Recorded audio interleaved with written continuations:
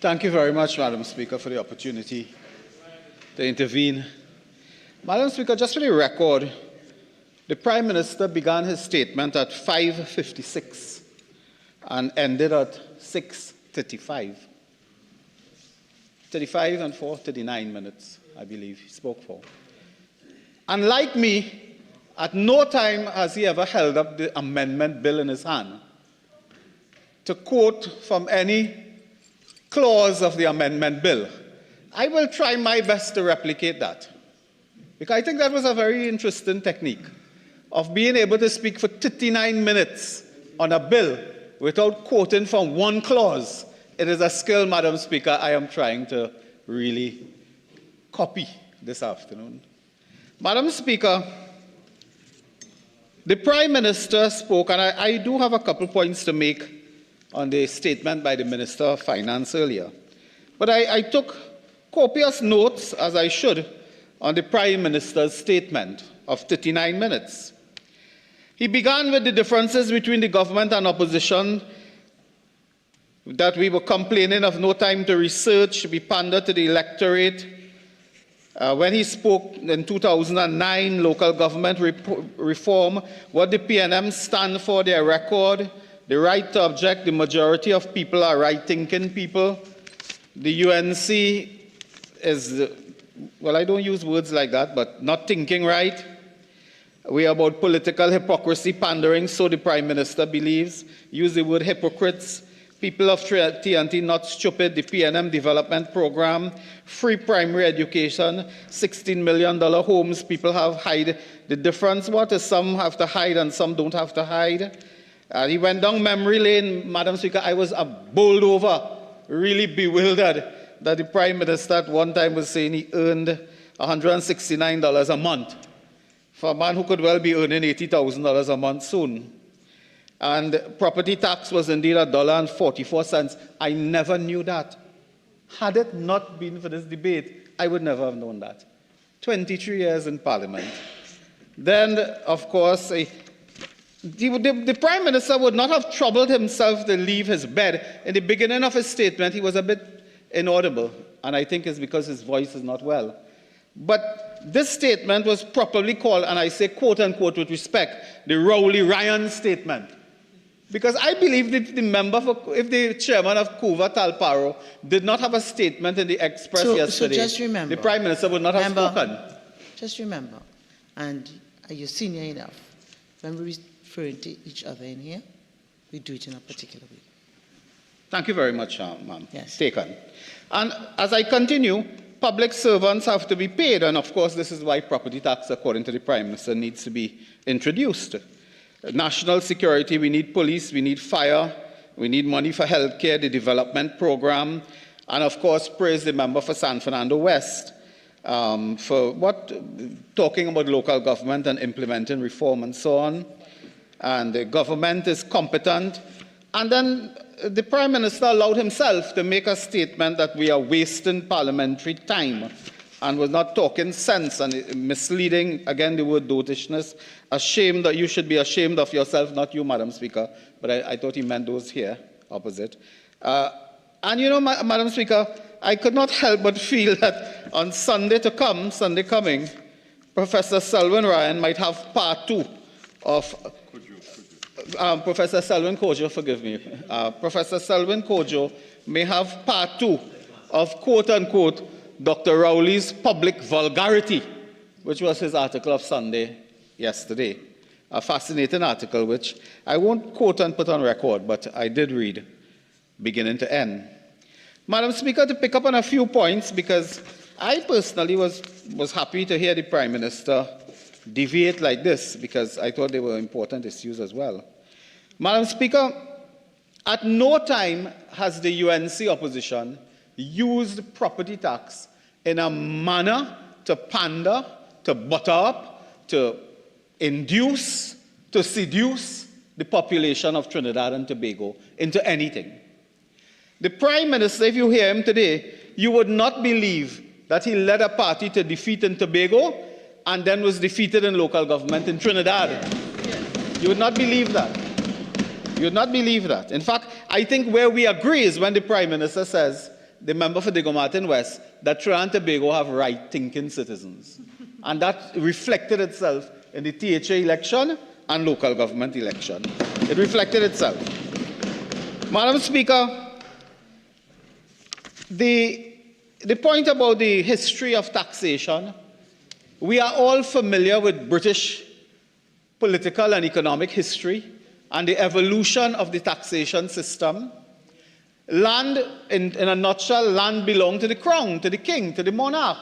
And of course, they took a tax of the land because it was in the name of the sovereign. So they taxed the commoners, the ordinary people. That evolved decades and centuries later into a taxation system that a government derives revenue from taxation as one area of financing its activities. There are other areas as well, investment, royalties on minerals, rents, and so on and so on. Governments, yeah, well, in energy sector they call rents, you know. You have several revenue streams, but a key area is taxation. So the Prime Minister says they need the taxation and so on. And I just want to clarify something, because this evening the entire government, I believe, several speakers were quoting one Ryan Rampersad. Now, if Ryan Rampersad come in this parliament, none of them know what he look like. Begin with that. In fact, he could be sitting here and you don't know. You don't know. But they jump up at something, you know, like, I say with love, you know, because we keep a lot of pets, and sometimes one of the pets, named Louis, he grabs a squeaky toy and he will not give it up at all. No matter how much it will irritate you and how much it annoy you, they will not give up a squeaky toy. And today members of the government are with a squeaky toy. That's what they are with.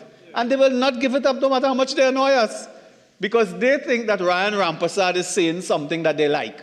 So both two speakers, and I try to raise it as well, but so be it, raise this issue. Ryan Rampersad made a statement. He said, look, we don't support no property tax at all, yes, but you say you're passing it, and based on that we say, okay, X amount we will provide for this, for backhoe, for tractor, for truck, for cleaning river, for thing, based upon what you promised. They did their homework.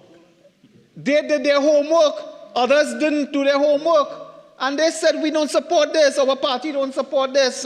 And I have a statement here from the mayor of Shoguanas, Faik Mohammed, dated today. Opposition against property tax, a call for fairness and justice. The Shoguanas Borough Corporation, yeah, I put it down now. The Shoguanas Borough Corporation is saying, look, we do not support this. The mayor, the alderman, and the entire corporation.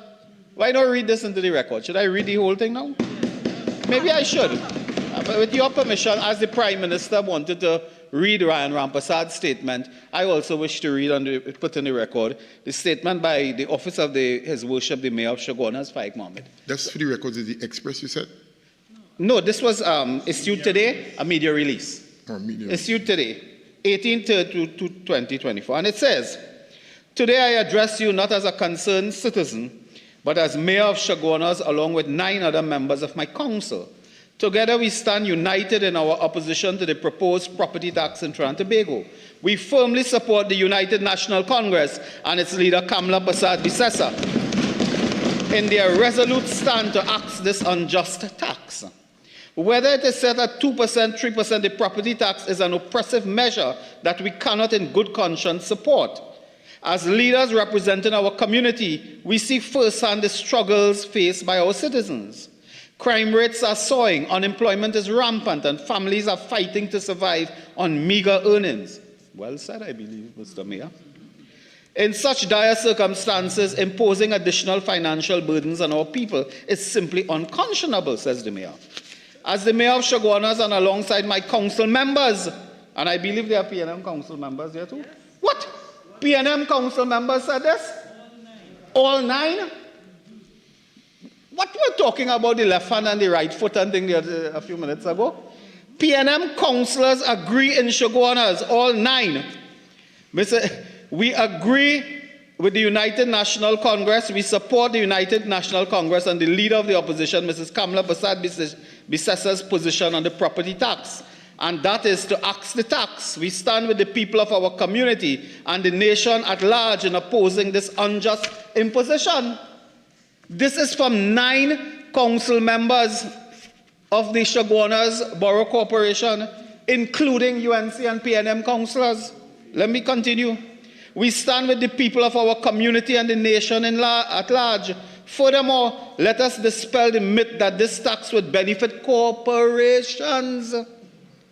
The revenue collected from the property tax does not directly benefit corporations. Instead, it flows into the consolidated fund. Any suggestion that this tax serves the interests of corporations is nothing but a hoax, and it is essential to set the record straight. Where is the Martin West? He went back to bed. In conclusion, I urge our policymakers to listen to the voices of the people and reconsider the implementation of the property tax. Let us prioritize the well-being of our citizens and work towards policies that genuinely uplift and support them. The UNC and Mrs. Kamla Prasad Bisesa have our full support in their fight against this unjust tax. And together, we will continue to advocate for a fair and equitable future for all. End. Media release. Mayor of Chaguanas, on behalf of the Chaguanas Borough Corporation. And I just want to say this again. I addressed you not only as a concerned citizen, but as mayor, along with 9 other members of my council. Now, but they come here and hold on to this squeaky toy, make noise right through, from beginning to end, making noise. Don't want to let it go at all, not even if you put food, they just drop that from their mouth. And telling us about what Ryan Rampersad made the point, I say again, that listen, we don't support no property tax, but having said that, you promised to implement it. You promised to get X millions of dollars available. Therefore, we're in our right to plan. What is wrong with that? What sin he commit there? Correct. So let me leave that and move on. So I think the political leader of the PNM need to speak to his members in Chaguanas. This chair and clap and support they give to the opposition leader is welcomed. We welcome that. Mr. Deputy Speaker, the issue the Prime Minister raised as well, our position, this may appear to be a simple amendment of 3 clauses and so on, but these are very serious matters requiring research, requiring study, requiring data. When you change taxation on property tax from 3% to 2%, that requires some understanding and data. So when you bring it for us on Friday, did they bring it Friday? They bring Friday and tell us come Monday we're debating that. So what are we doing, Saturday and Sunday? We're doing the analysis on Harp Place. You don't get the chance because, you know, in this debate so far, and I'll come back to the Prime Minister's foolishness in a little while. To this point so far, the member for... Okay, Deputy Speaker, I withdraw that. Yeah, I think... Yeah. I think the Prime Minister was allowed to use a word which I'm sure, in fairness, I'll be allowed to. No. The dotishness. Again. Oh, so he can say that, but I can't say it. Remember, hold on. Right, again, let's put it in context. Fair enough? And I think you know pretty well. Okay, we'll talk about that somewhere else. I'll raise that matter on the platform, Mr. Deputy Speaker, so that's fine. The matter I want to raise now is that the Minister of Finance spoke. And at no time did he explain fully or even partially from 3% to 2%. Why? What do? You pull that from a cereal box. It was pick up pan and that's a booby prize. Where you get that from? What drives that? The member for Lopino, Bonnet, I believe, said, he was walking on the ground and listening to people and so on. So the people come up to you and say, Mr. Minister of Public Utilities, we can't pay 3%, but 2% is good. Give us 2%. Where do you get that from? There must be an explanation. How much money did you expect at 3%? How much you expect at 2%? What is the impact on your budgetary requirements and your revenue stream and so on? But if we continue to talk like that, they might accuse us too of supporting. But they pull this figure from a hat. They are backing down on the property tax. They have been defeated by the UNC and the people on the property tax. They are defeated. So they come now to back down, to step down, to climb down, but they want to save a little face. They don't want to say, well, we don't have no property tax because we support that. So we'll say not 3%, 2%. To this day, we have no explanation. And they don't have an explanation either. They make amendments here to change things because of the chaos in the country. My friend from Sama Barataria is fasting these days, so there are certain things he could not say. But, Mr. Speaker, I haven't started fasting yet. And I could say it. This government is like someone who goes into the shower, take off all the clothes and open the shower, and then they discover it have no soap. And they run back outside, unpleasant as it may be, looking for soap. This is how they pass law. They just turn on the shower, realize they have no soap, no towel, and they fly back outside. This is their legislative approach. So they have to come back and fix, and a colleague on this side said it. Next 6 months, you're coming back with the next amendment. Trust me, you're coming with the next amendment next 6 months, because as a towel you forget next time. And they will become more and more desperate. They have been defeated on the property tax, and no amount of jumping up and squeaky toy and thing will change that. The mayor of Shagwana has explained this thing is not just for local government, it's not local government at all. And then accuse us, the Prime Minister accusing us of what? Political hypocrisy and so on. We're raising this thing because we want to get a vote. We can vote without this. They are doing a good job bringing down themselves.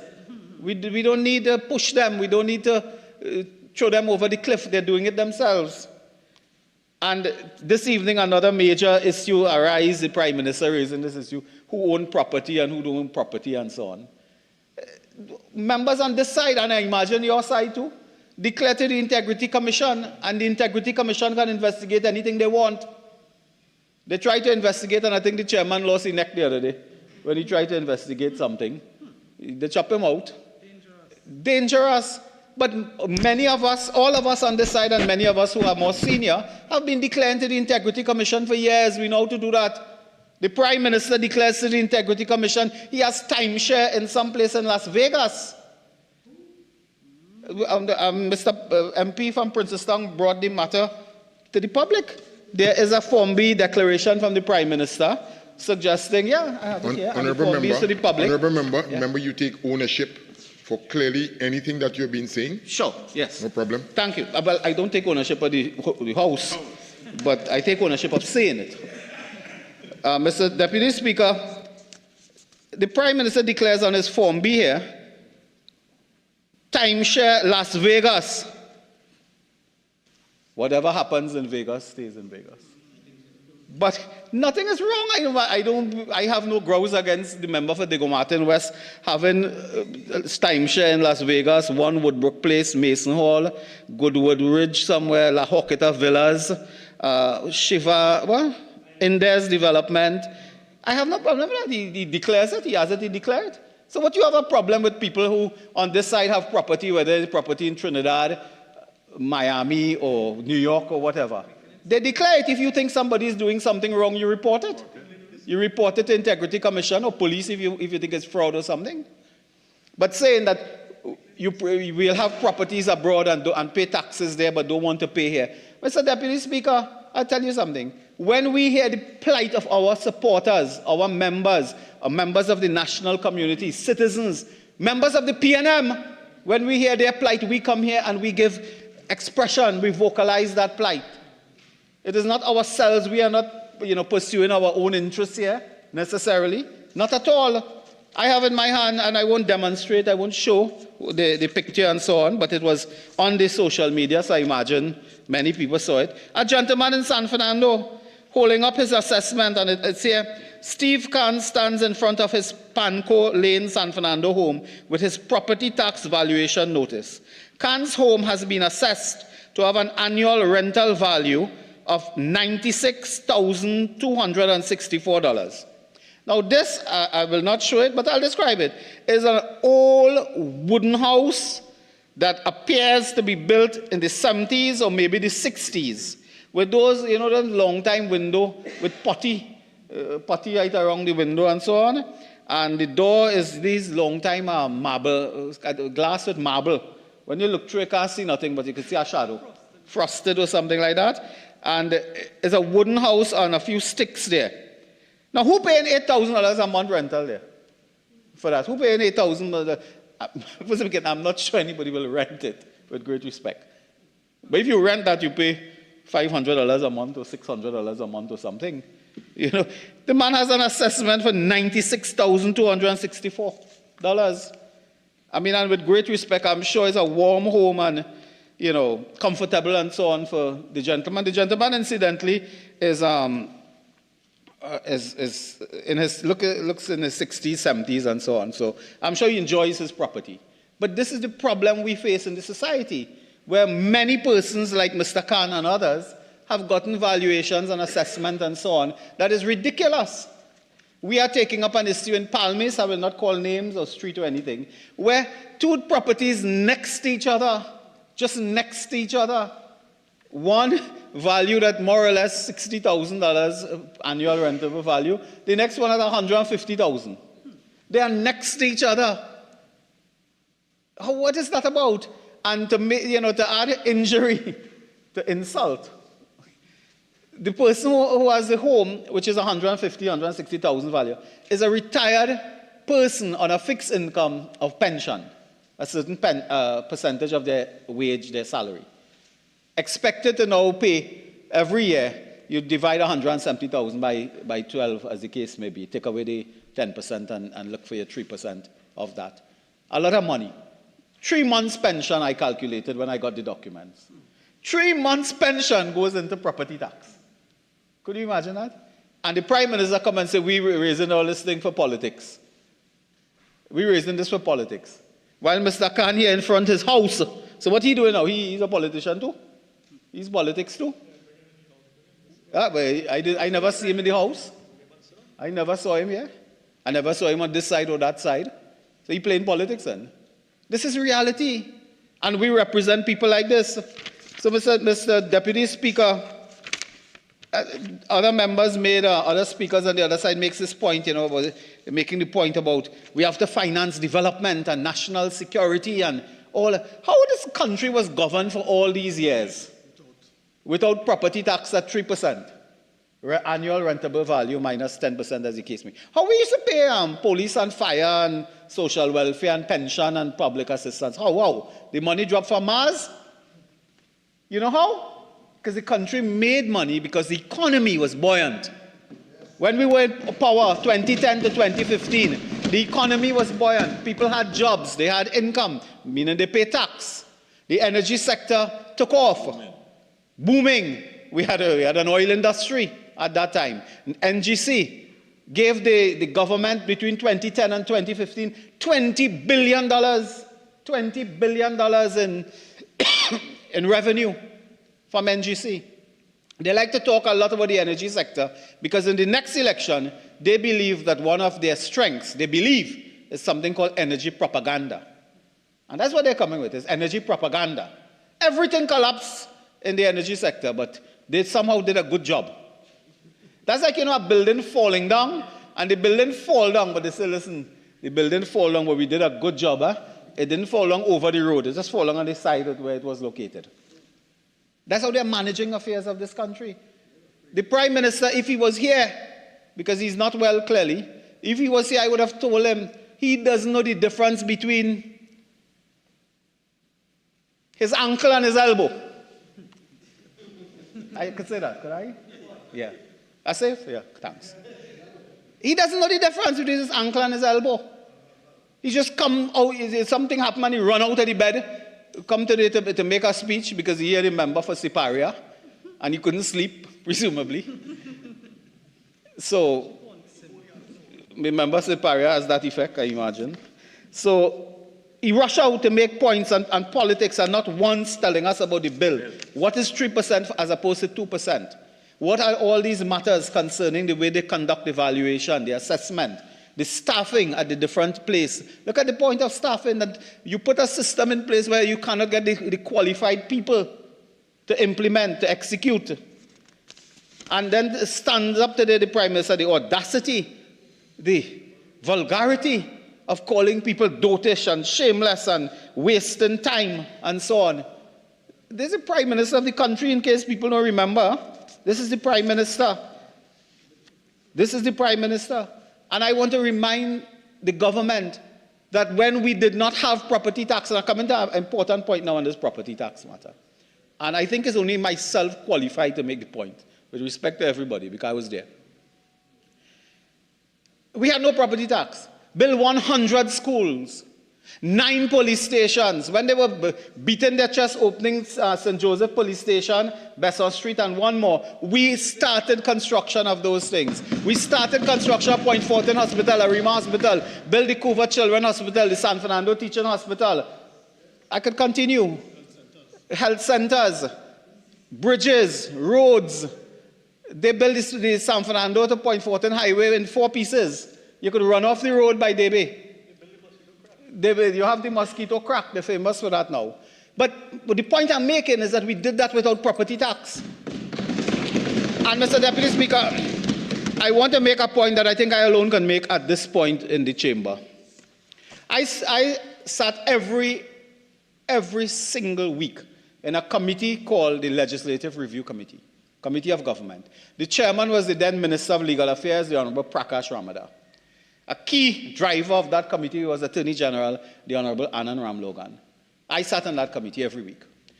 And every time this matter of property tax came up, I can tell you, the government's intention of the partnership was always to repeal this property tax. Always to repeal. But it was a legal process.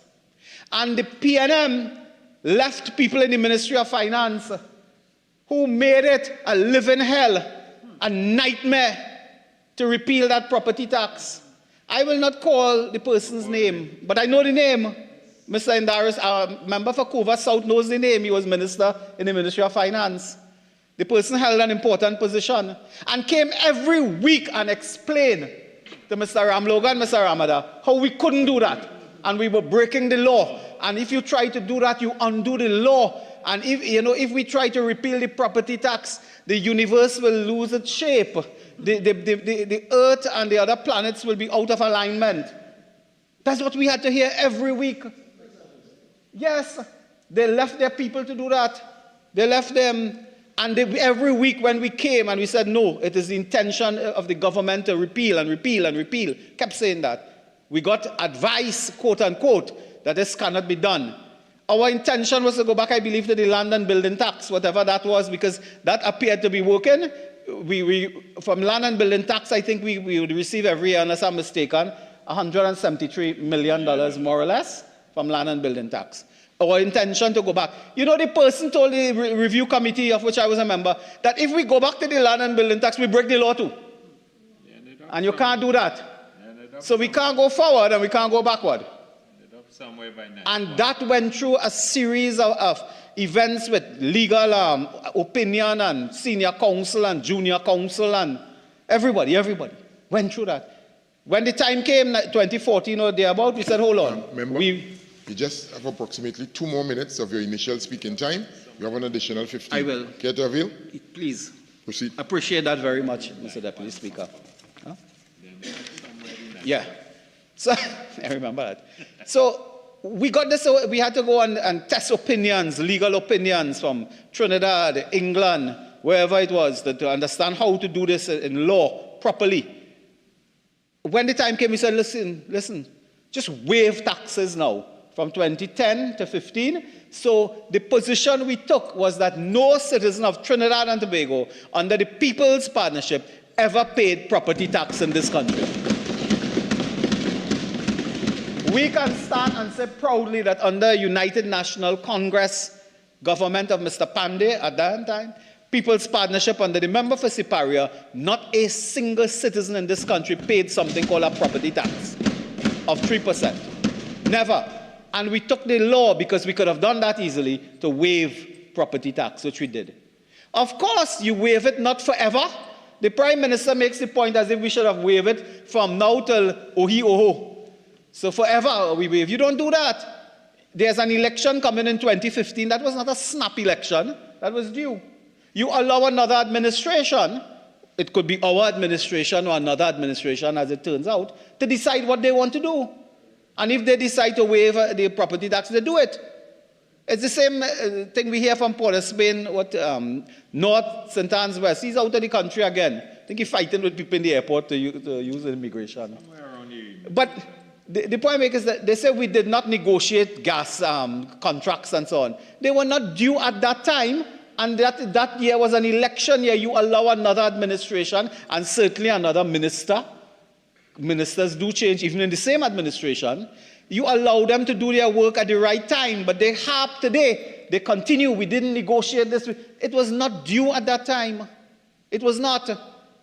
And what we had there, we were putting in an incentive program in place to incentivize the energy sector, the gas sector in particular.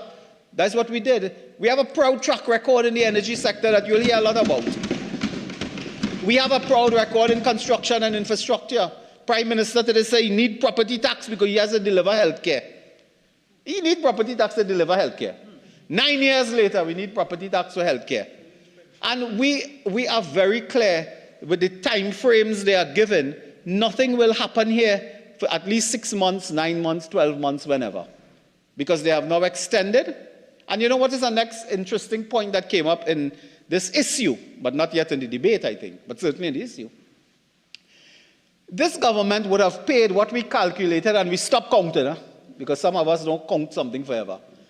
They would have paid over $60 million in public relations, communications, ads to promote property tax over the years.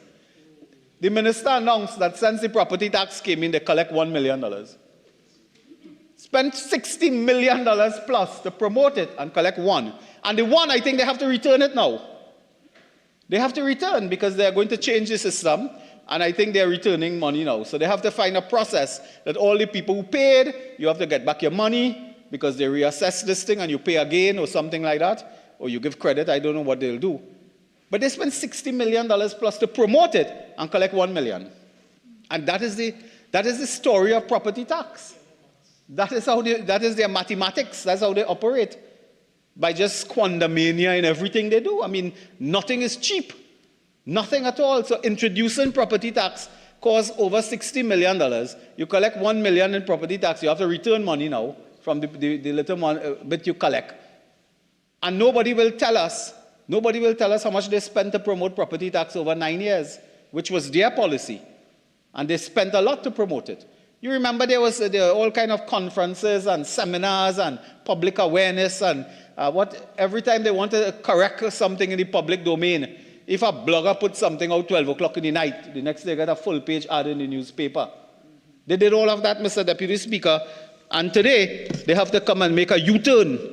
They make a complete U-turn on property tax because, Mr. Deputy Speaker, they just decide that this thing's so unpopular and has electoral repercussions that they best don't do that now.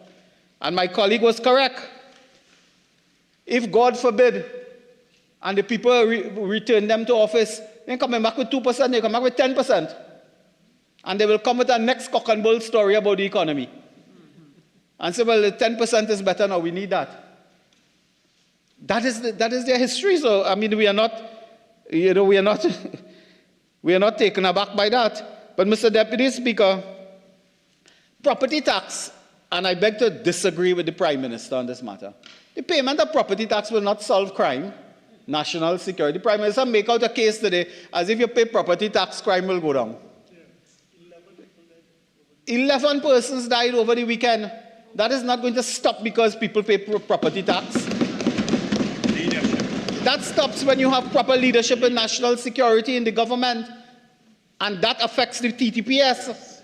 So, because, Mr. Deputy Speaker, they have reached a stage now where, I mean, I don't know how else to put it, they are living in the sky. They are out of touch with reality. The government is into hiding. The government is into hiding. They are living in the sky. They cannot go on the ground to see people, not even in a situation of mass murder, Mr. Deputy Speaker. They are hiding from the people. And they expect that if you pay 2% property tax... Point of order. 48-1. This bill has 4 clauses. Oh, you now notice? No, please, members, deals please. with the reduction of tax and the extension of tax. None of anything he talking about. Thank you. 48-1. Again, so remember, tie in your point quickly and bring it back to the particular bill. Let's tie in your point quickly, Mr. MP for Oropouche. Thank you very much. Mr. Deputy Speaker, as usual, Mr. Deputy Speaker, as usual, through you, I have good regard for the gentleman from Diego Martin, Northeast, because he's invited me to look at the bill, which he could not invite his Prime Minister to do. But he understands that maybe I will shed some wisdom for him, because he would not get it from Diego Martin West. So, Mr. Deputy Speaker, I want to assure the gentleman with great respect to the gentleman from Diego Martin Northeast, we have no respect for him. We have no trust in him. And I say that with affection. We just don't trust him. So, we don't trust him and we don't respect him. And I say that with respect. And we cannot leave the member, Mr. Deputy Chairman, we cannot leave this important matter of orders in the hands of the Minister of Finance dealing with property tax. We cannot move to negative resolution as opposed to affirmative resolution, effectively leaving it in the hands of this Minister of Finance, which the bill is now calling on the House to approve. The minister gets certain powers to make orders, and of course we revert, I use the word revert, to a negative resolution as opposed to affirmative resolution. Because the history is there, that any slightest bit of power comes their way, they will abuse. They will trample on the rights of citizens. Mr. Deputy Speaker, this minister, there's a court judgment with this minister named Call in which the constitutional rights of public officers have been infringed. And regrettably, the member for Diego Martin Northeast found his name in the judgment on the wrong side of the ruling. So, member, again, please. Sure. Yes, again, member, please. Let's move on accordingly. Let's move on. Yes. So, Mr. Deputy Speaker, in fact, he knows what I'm talking about, so I'll leave it there.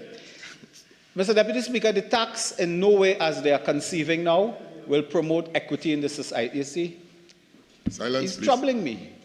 Mr. Deputy Speaker, the tax as conceived now is ill-conceived. And it will not add equity. It will not bring fairness and justice in terms of the payment by persons. I am telling the minister that the position on this side is clear. Ryan Rampersad is clear. We do not support the property tax. It must be repealed. And if they had not left their PNM people in office there, we would have done that. But that's another story. And it must be repealed. Because as it is, whether it's 2% or 3%, it really makes no fundamental change in terms of the inequality. Because there's a famous saying, Mr. Deputy Speaker, if you treat everybody the same way and they begin by being unequal, then you promote inequality. I don't know if that makes sense to many people. I'll get some visual aids next time I have to explain that to them. But if people are unequal and you treat them equally, you promote inequality. And whether it's 3% or 2% is the same principle. It's the same principle. The person who is suffering now, whose name I called, and many others, I just don't want to read out everybody's name, it will cause the same problem. All you are doing is you are tinkering with it because you think your backs are against the wall politically. And because your backs are against the wall politically, you come to show, because I pick up the narrative of the government early o'clock. We listen to you, we understand, we care. Well, yes. So you only listen now, you didn't hear that 8 years ago, 9 years ago? People were saying the same thing. You listen now because you're within 1 year of an election. That's why you listen now. So that they are doing this with a certain purpose. And the equity issue continues. That equity issue will continue regardless of the amendments. The issue of local government corporations, well, I hope that the Mayor Faik Mohammed, with the support of UNC and PNM councillors, have stated very well that position there.